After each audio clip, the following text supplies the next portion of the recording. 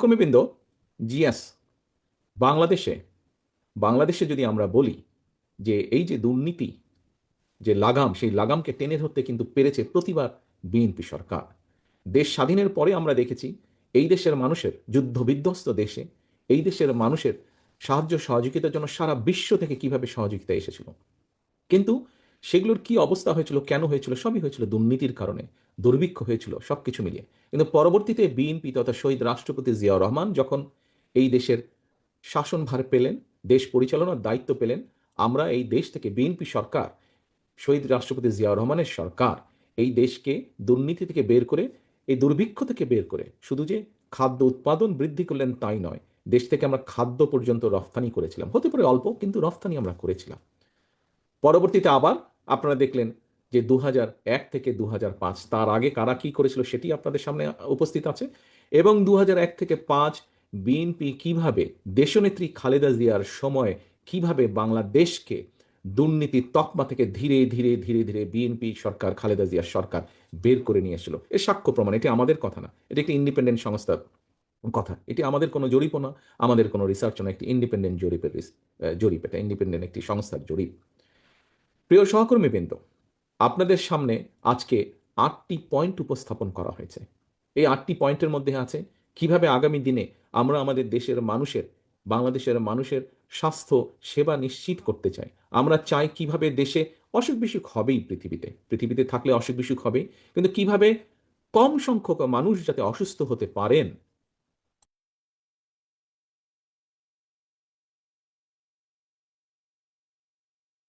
আমরা স্বাস্থ্যকর্মী তৈরি করার মাধ্যমে, মানুষকে সচেতন করার মাধ্যমে, আমরা স্বাস্থ্যকর্মী মাধ্যমে ঘরে ঘরে পাঠিয়ে আমরা মানুষকে সচেতন করে রোগ প্রতিরোধ যে বিষয়টি আছে সেটির ব্যাপারে সচেতন করে আমরা কম মানুষ যাতে অসুস্থ হয় সেটি আমরা গড়ে তোলার চেষ্টা করব, যাতে হাসপাতালগুলোর উপরে চাপ কম পড়ে। এবং হাসপাতালগুলোর উপরে যদি চাপ কম পড়ে তাহলে স্বাভাবিকভাবেই যারা অসুস্থ হয়ে হাসপাতালে যাবেন তাদেরকে চিকিৎসা দিতে সুবিধা হবে। প্রিয় সহকর্মীবৃন্দ, গতকালকেও বলেছিলাম, আজও বলছি, আপনারা এখানে দেখেছেন ফ্যামিলি কার্ড নামে একটি কার্ড আমরা তৈরি করতে চাচ্ছি। বাংলাদেশে ফ্যামিলি কার্ড, পরিবার, আমরা যে হিসাব নিকাশ বর্তমানে পেয়েছি গত কয়েক বছর ধরে, আমরা বিভিন্ন রকম রিসার্চ করে যে পেয়েছি, বাংলাদেশে এভারেজে 5 জন সদস্য, এইভাবে যদি আমরা ধরি তাহলে বাংলাদেশে প্রায় 4 কোটি পরিবার আছে। আমরা ফ্যামিলি কার্ড নামে একটি কার্ড দিতে চাই। এটি আমরা শুরু করব যারা মোস্ট ডিপ্রাইভড পরিবারগুলো আছেন, সেই পরিবারের যে গৃহকর্ত্রী আছেন, যে নারী হেড আছেন, অথবা মা আছেন, অথবা স্ত্রী আছেন, তাকে দেওয়ার মাধ্যমে ধীরে ধীরে পাবে।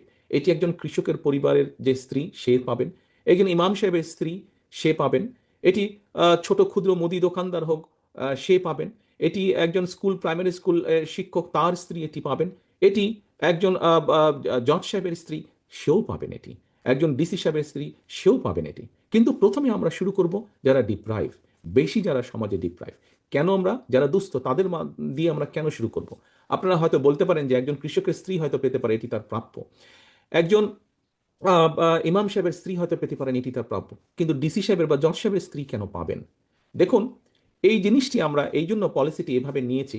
আমরা যদি কোনো একটি বিষয়, আমাদের যেটা অতীত অভিজ্ঞতা, বাংলাদেশে এরকম বিভিন্ন রাষ্ট্র থেকে যে সুযোগ সুবিধা দেওয়া হয়, বিভিন্ন ক্যাটাগরি থাকে, থাকতেই পারে ক্যাটাগরি, কিন্তু যখনই আপনি কোনো একটি ক্রাইটেরিয়া কোথাও ফিক্স করে দেবেন তখন দুর্নীতির স্কোপটা বেড়ে যায়।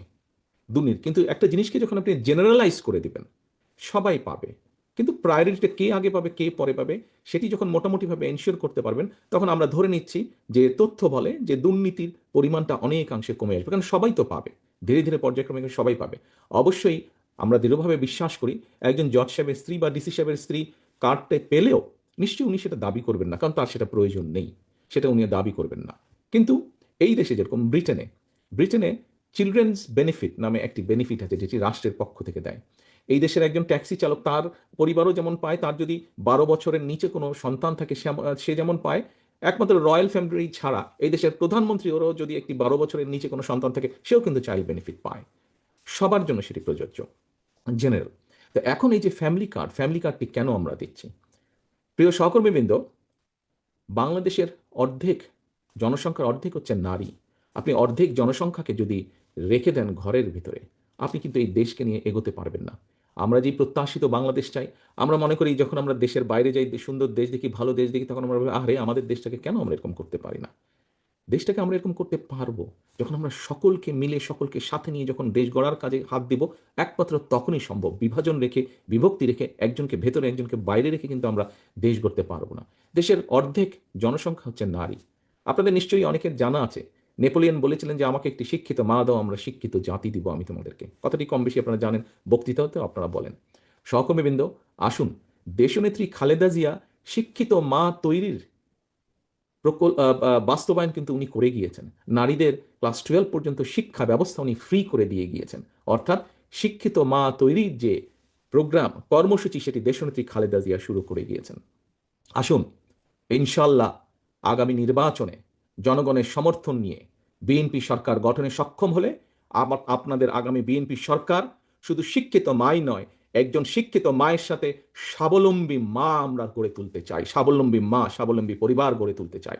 এবং আমরা যখন সম্ভব হবে আমাদের পক্ষে, শিক্ষিত মায়ের পাশাপাশি সেই শিক্ষিত মাকে যখন অর্থনৈতিকভাবে আমরা স্বাবলম্বীভাবে গড়ে তুলতে পারবো, ধীরে ধীরে একটি পরিবার, দুইটি পরিবার, পাঁচটি পরিবার, একটি উপজেলা, একটি জেলা, একটি বিভাগ, সমগ্র বাংলাদেশকে আমরা স্বাবলম্বী করে গড়ে তুলতে সক্ষম হব।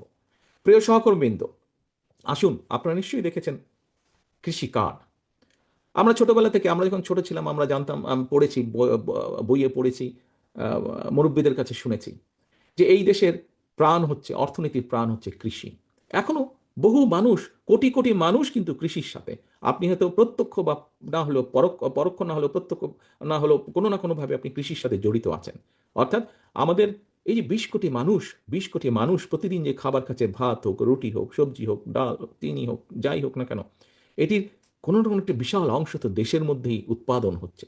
এখন এই কৃষকদের কথা কিন্তু আমাদেরকে ভাবতে হবে।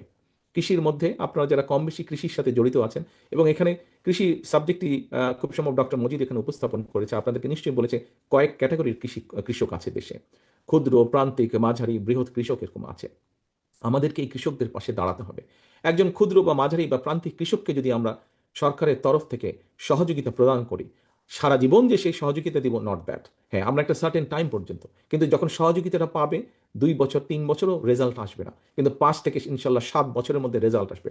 আমাদের লক্ষ্য হচ্ছে সেই প্রান্তিক বা ক্ষুদ্র কৃষককে, তার অর্থনৈতিক ভিত্তিটাকে মজবুত করা, সে যাতে নিজের পায়ে দাঁড়াতে পারে।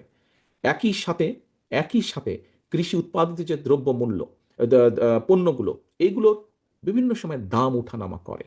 আমরা যদি কৃষির উৎপাদন বাড়াতে পারি, একই সাথে যদি আমরা এই জিনিসগুলো স্টোরেজ করার উপায় বের করতে পারি, তাহলে একদিকে আমরা নিশ্চিত করতে পারবো কৃষকের অর্থনৈতিক স্বাবলম্বিতা, আরেকদিকে যারা আমরা এগুলা কনজিউম করি, দেশের মানুষ কনজিউম করে, তাদেরকেও মোটামুটিভাবে স্বল্প মূল্যে, ন্যায্য মূল্যে, বরং বলা উচিত স্বল্প মূল্যে না, ন্যায্য মূল্যে আমরা তাদের কাছে, সারা দেশের মানুষের কাছে এই কৃষি উৎপাদিত পণ্যগুলো আমরা তাদের কাছে ছড়িয়ে দিতে পারবো। প্রিয় সহকর্মীবৃন্দ, আপনাদেরকে যে ভিডিওটি আমি দেখিয়েছিলাম, এই ভিডিওতে কি ছিল? আজকে যেহেতু দুর্নীতি বিরোধ দিবস, এই কিভাবে দুর্নীতিতে বিএনপি কিভাবে দেশকে দুর্নীতির করাল গ্রাস থেকে বের করে নিয়ে এসছে প্রতিবার, তার খুব সংক্ষিপ্ত একটি বিবরণ, ফ্যাক্টস অ্যান্ড ফিগার দিয়ে আপনাদের সামনে উপস্থাপন করা হয়েছে। ঠিক একইভাবে আমাদেরকে আরেকটি কাজে সফল হতে হবে প্রিয় সহকর্মীবৃন্দ, এটিও কাইন্ড অফ দুর্নীতির সাথে ওতপ্রোতভাবে জড়িত। সেটি হচ্ছে দেশের আইন শৃঙ্খলা ব্যবস্থা। যে কোনো মূল্যে, যে কোনো মূল্যে আমাদেরকে দেশের আইন শৃঙ্খলা ব্যবস্থা ঠিক রাখতে হবে। আমরা আপনাদের সামনে যে কয়টি আজকে আমাদের কোর প্ল্যানিং যে আপনাদের সামনে আমরা উপস্থাপন করেছি, প্রত্যেকটি প্ল্যানিং যদি বাস্তবায়ন করতে হয়, তাহলে অবশ্যই আমাদেরকে আইন শৃঙ্খলার ব্যাপারে কঠোর হতে হবে। এবং এরও উদাহরণ বিএনপির কাছে আছে।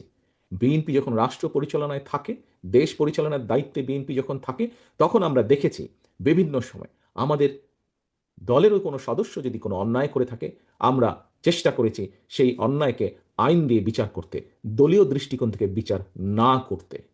এখন প্রিয় সহকর্মীবৃন্দ, দেশের, আপনি যদি সত্যিই দেশকে ভালোবেসে থাকেন, আমরা যদি সত্যিই দেশকে ভালোবেসে থাকি, এই দেশের মানুষের গণতান্ত্রিক অধিকার প্রতিষ্ঠার জন্য, এই দেশের মানুষের রাজনৈতিক ভোটের অধিকার, বাক স্বাধীনতার জন্য আমাদের হাজারো হাজারো মানুষ, নেতাকর্মী জীবন দিয়েছে, লক্ষ লক্ষ নেতাকর্মী নির্যাতিত হয়েছে। কাজে আসুন, আমরা সকলে মিলে যদি সরকারকে সহযোগিতা করি, যে সরকার নির্বাচিত হবে, এবং আত্মবিশ্বাস নিয়ে বলতে চাই ইনশাল্লাহ জনগণের রায় বিএনপি সরকার গঠন করতে করতে সক্ষম হবে, এবং সেই সরকারকে সফল করতে হলে আপনাদের প্রত্যেকের সারা বাংলাদেশে ছড়িয়ে ছিটিয়ে থাকা বিএনপির লক্ষ লক্ষ নেতাকর্মীকে সহযোগিতা করতে হবে।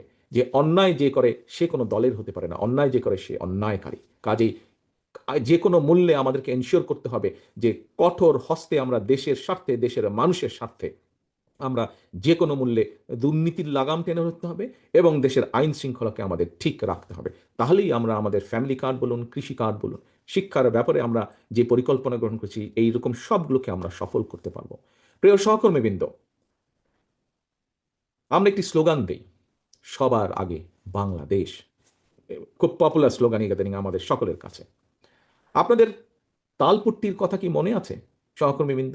আপনাদের যাদের মনে নেই, যাদের বয়স কম, কিন্তু অনেকেই শুনেছেন তালপট্টি। কিভাবে তালপট্টির উপরে বিএনপি, শহীদ রাষ্ট্রপতি জিয়াউর রহমান দেশ পরিচালনার দায়িত্বে ছিলেন, তালপট্টির উপরে কিভাবে বিএনপি নিজের অধিকার প্রতিষ্ঠিত করেছিল, এটি ছিল আমাদের দেশের অংশ। ঠিক একইভাবে নিশ্চয়ই আপনাদের মনে আছে কিভাবে আমাদের পানির হিস্যাকে আমরা নিয়ে এসেছিলাম, আমাদের পানির হিস্যা বের করে, এবং তার জন্য আমরা আন্তর্জাতিক অঙ্গনে পর্যন্ত যেতে আমরা কোনো রকম দ্বিধাগ্রস্ত ছিলাম না। আমরা আন্তর্জাতিক অঙ্গনে পর্যন্ত গিয়ে বলেছি যে আমাদের পানির হিস্যা আমাদেরকে দিতে হবে, এবং সেটি আমরা আল্লাহর রহমতে বের করে আনতে সক্ষম হয়েছিলাম, আমাদের পানির হিস্যা। প্রিয় সহকর্মী বৃন্দ, দেশের স্বাধীনতা এবং সার্বভৌমত্ব বলেন বিএনপির কাছে নিরাপদ। দেশের দুর্নীতির লাগাম টেনে ধরা বলেন, এটিও বিএনপির ট্র্যাক রেকর্ড রয়েছে। দেশের আইন শৃঙ্খলা পরিস্থিতি কঠোর হস্তে নিয়ন্ত্রণ করার, এটিরও বিএনপির ট্র্যাক রেকর্ড রয়েছে। প্রিয় সহকর্মীবৃন্দ, আজ এই মুহূর্তে, গতকালকে আমি বলেছি, যেটি বাস্তব, যেটি আমরা সকলে দেখতে পাচ্ছি, সেই কথাটি স্বাভাবিকভাবেই বারে বারে ঘুরে আসবে। কি সেই কথাটি? প্রিয় সহকর্মীবৃন্দ, আমরা একটি রাজনৈতিক দল। আমি প্রথমেই বলেছি, একটি দায়িত্বশীল রাজনৈতিক দল। আমরা একটি দায়িত্বশীল রাজনৈতিক দল হিসেবে স্বাভাবিকভাবেই জনগণ আমাদের সাথে শুধু কথার ফুলঝুরি প্রত্যাশা করে না। কথার ফুলঝুরি যদি দিতে হয়, অনেক কথা আমরা বলতে পারি, কিন্তু জনগণ আমাদের কাছে প্রত্যাশা করে যে আমরা কিভাবে দেশকে পরিচালনা করব, আমরা জনগণের সমস্যাগুলোকে কিভাবে আমরা মিট আপ করবো, জনগণের সমস্যাগুলোকে কিভাবে আমরা অ্যাড্রেস করব, পুরো পরিকল্পনা জনগণ আমাদের কাছে দেখতে চায়। আজ এই যে 8 ঘন্টা ধরে আপনারা এখানে বসে আলোচনা করলেন,